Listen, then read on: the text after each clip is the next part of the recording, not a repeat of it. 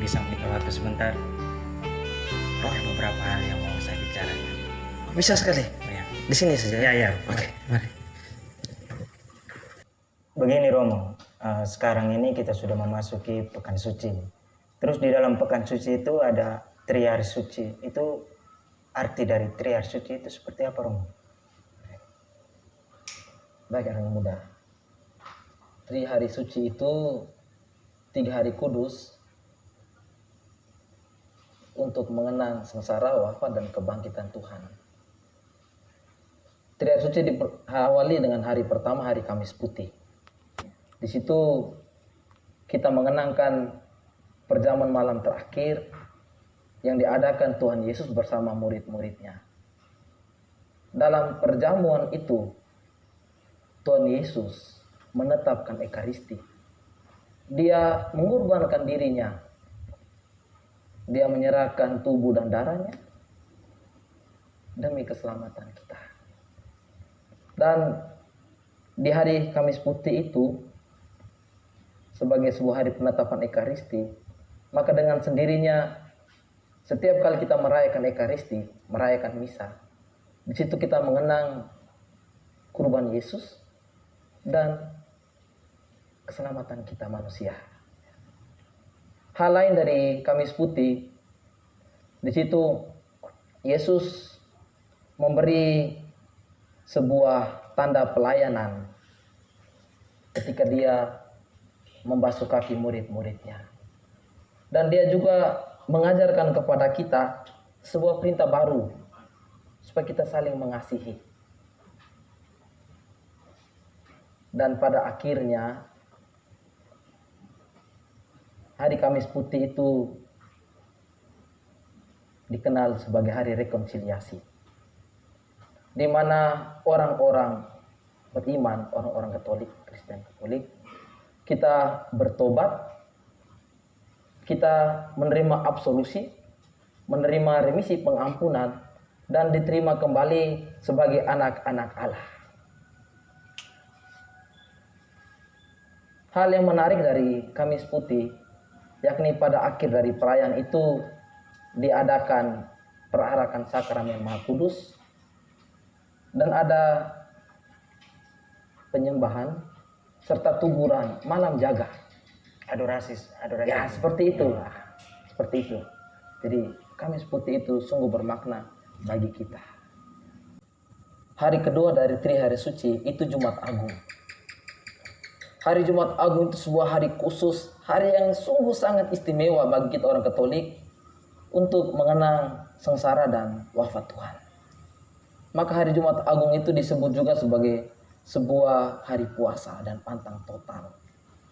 Tidak ada Ekaristi karena dikatakan pengantin telah diambil, sehingga kita berpuasa.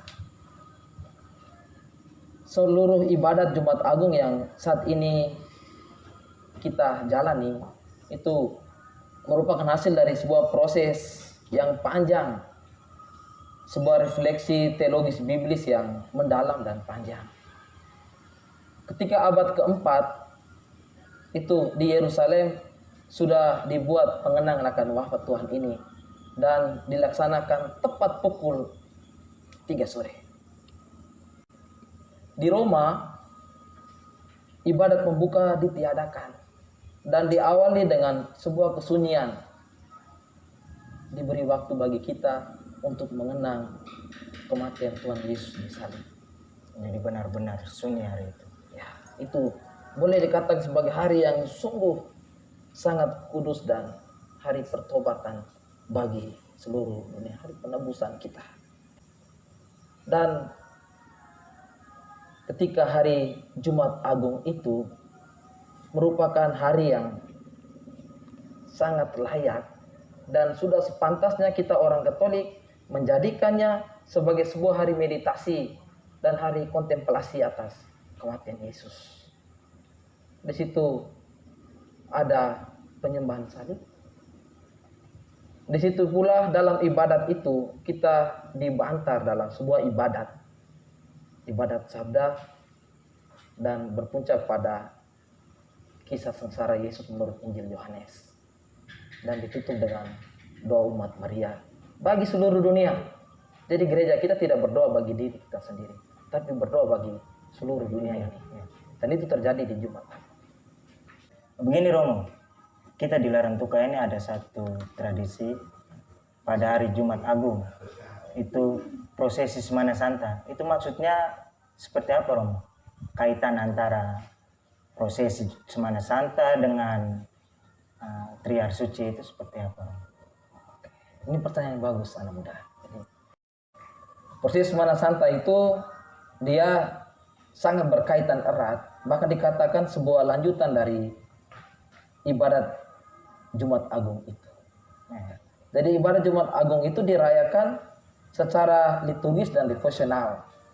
Dan di kota Larantuka ini punya kekhasan tersendiri dalam prosesi itu. Di tempat-tempat lain juga ada, misalnya di Portugal juga mengadakan itu. Dan prosesi itu kalau kita lihat baik-baik, diawali dengan sebuah ibadat namanya lamentasi. Lamentasi itu sebuah ratapan Nabi Yeremia yang mengandung makna yang luar biasa. Pada satu pihak, lamentasi itu dia bermakna sebagai ungkapan penghormatan akan penderitaan Yesus yang telah rela wafat, menyerahkan dirinya bagi kita, seluruh umat ini. Dan pada pihak lain, lamentasi itu merupakan sebuah ungkapan syukur kita atas belas kasih Allah bagi kita umat manusia yang tiada pernah henti. Seusai lamentasi dilanjutkan dengan prosesi Semana Santa itu. Dan dalam prosesi itu diarak yang pertama salib, itu salib peninggalan sejak zaman nenek moyang kita dulu. Yang kedua Tuan Ana, itu peti jenazah Yesus. Dan yang ketiga itu Tuan Ma, Mater Dolorosa, Bunda yang berduka cita. Prosesi itu menyinggahi 8 armida. Dan di setiap armida prosesi harus berhenti untuk merenungkan sengsara dan kematian Tuhan Yesus yang direnungkan dalam bentuk doa, dalam bentuk nyanyian, dan juga dalam bentuk simbol-simbol lain yang ada dalam tradisi kita. Begitu ya. Seperti itu. Terus Romo, puncak dari Trihari Suci itu adalah malam Paskah. Vigili Paskah dikenal seperti itu. Pada malam Paskah itu adalah malam suci, malam kebangkitan Tuhan.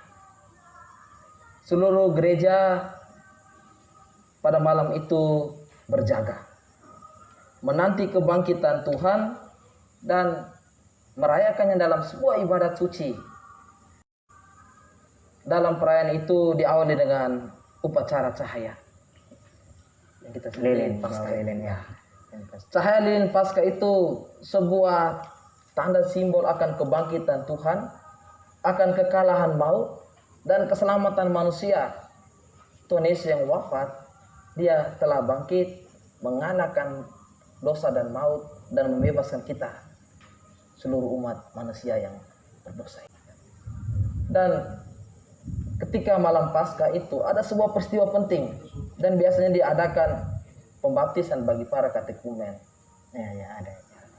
Para katekumen telah dipersiapkan dan pada malam itu dibaptis sebagai tanda bahwa mereka telah mati dan hidup kembali dalam Tuhan.